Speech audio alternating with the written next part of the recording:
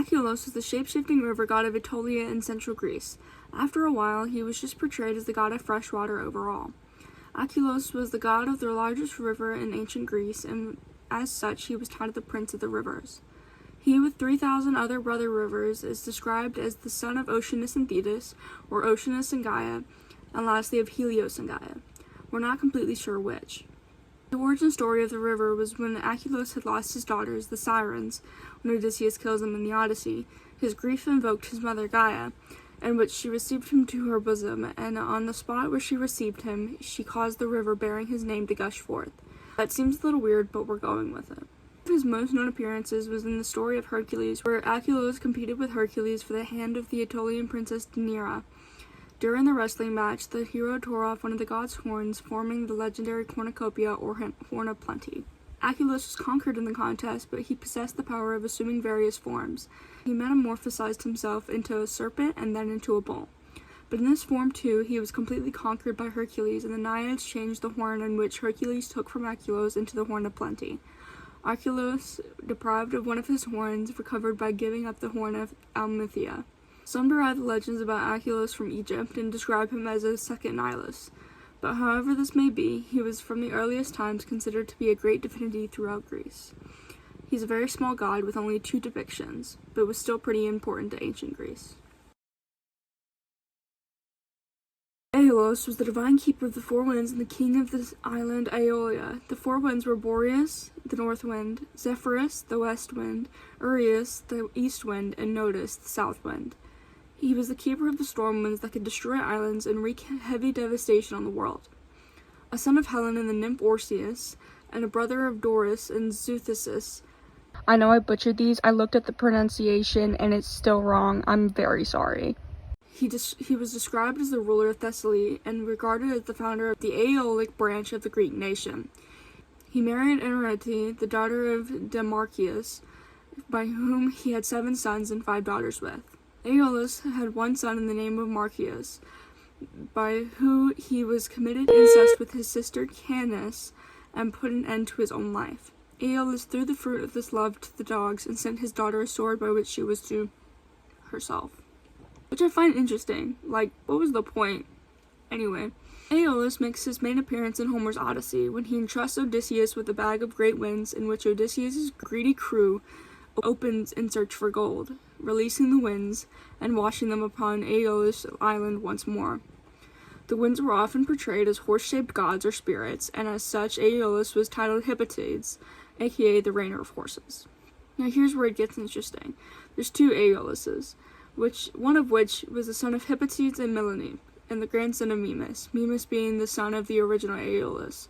Arne, the daughter of the second Aeolus, afterwards became mother of the third Aeolus, and Poseidon being the father, and so on. Arne declared to her father that she was with child by Poseidon, but her father, disbelieving her statement, gave her to a stranger in Mesopotamia in Italy, who took her to his native town. Here she became the mother of 2 sons, Boedius and Aeolus No. 4. Aeolus II was first mentioned in the story of the Argonauts, a group of heroes who set out on a quest for the Golden Fleece. The Argonauts reached the island of Aeola, and they were welcomed by Aeolus and his wife Arne. Reminder that Arne is also his daughter. Aeolus provided the Argonauts with a bag of wind to help them on their journey, but one of the heroes, named Achelous, opened the bag and released the winds, causing a great storm that almost sank their ship. Despite this mishap, the Argonauts were able to continue their journey and eventually succeed in their quest. But there are no other stories of any other Aeoluses. In some accounts, Aeolus, the father of the Aeolian race, is placed in relation with Aeolus, the ruler of the god of the winds. In Homer, however, Aeolus, son of Hippotades, is neither the god nor the father of the winds, but merely a happy ruler of the Aeolian islands. In later times, Aeolus was regarded as the god and king of the winds, which he kept enclosed in a mountain. Alastor, the son of Hades, and probably Nyx, we don't know, is a personified spirit / god of justice, blood feud, bloodshed, and retribution. Many traces lead to Chlorinus as his mother. However, there is a slight misunderstanding which Chloris mothered Alastor. Not to be confused with the nymph and wife of Zephyrus, Alastor's mother Chloris was the daughter of Amphion, the Minyan king. Chloris married Neleus, the king of Pylos. In relation to Erinus, the avengers of murder, but the retaliation which Alastor presided over was directed against the murderer's family rather than the murderer himself. I genuinely cannot decipher what I meant by this. He falls upon the house and Teletos, two descendants, Agamemnon and Menelaus. He laid hands on a woman exuding force, aka DV, which had enraged Alastor, causing him to be punished. But other than that, we don't know anything else besides that he's a demon and takes the form of a black horse in the underworld. Aristaeus was the rustic god of shepherds and cheese-making, beekeeping, honey and honey mead, olive growing and oil milling, medicinal herbs, hunting, and Elysian winds. That's a lot more than anyone previous so far, so props to him. His parents were thought to be Apollo and Kyrene, Ouranos and Gaia, or Chrestos by himself. Like everyone else here, the original parents are unknown. When Aristaeus was born, he was taken by Hermes, who fed him nectar and ambrosia, while Gaia gave him immortality. The nymphs taught him how to make cheese, beekeeping, and other crafts. He later passed this knowledge on to humanity. Aristaeus was duly raised in Thebes, where he learned from Chiron and the Muses the arts of healing and prophecy. He's an ancient divinity worshipped in Thessaly, Chios, Botea, but especially in the islands of Aegean, Ionian, and Adriatic seas. The different accounts of Aristaeus, who once was immortal, ascended to godhood through the benefits he had upon mankind. He married Adonea, the daughter of Cadmus, who bore him several sons.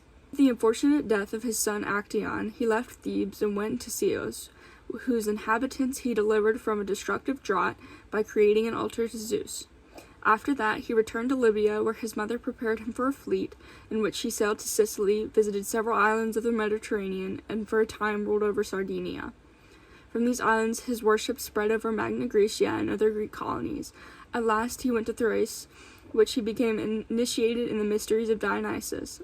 After having dwelled in some time near Mount Haemus, he was found in the town of Aristaeus and then disappeared. Asclepius, the god of medicine and one of many of the sons of Apollo and Cronus. His mother died in labor, and Apollo had to cut Asclepius out of his mother's womb, from which he received his name, which means to cut open. He was raised by Chiron, in which he learned the arts of medicine and healing. He grew so skilled in the craft that he was able to restore the dead to life. This was a crime against the natural order, so Zeus destroyed him with a lightning bolt. After his death, Asclepius was placed among the stars as the constellation of Vichius, and some say his mother was also set in the heavens as Corvius the crow. Asclepius was depicted as a kindly bearded man holding a serpent-entwined staff. Though he's almost never painted on vases, he does have many statues that have been rediscovered. Anyway, that's it for this video. What'd you think? Don't forget to like the video if you enjoyed it, and subscribe for more content like this. See you next time. Bye-bye.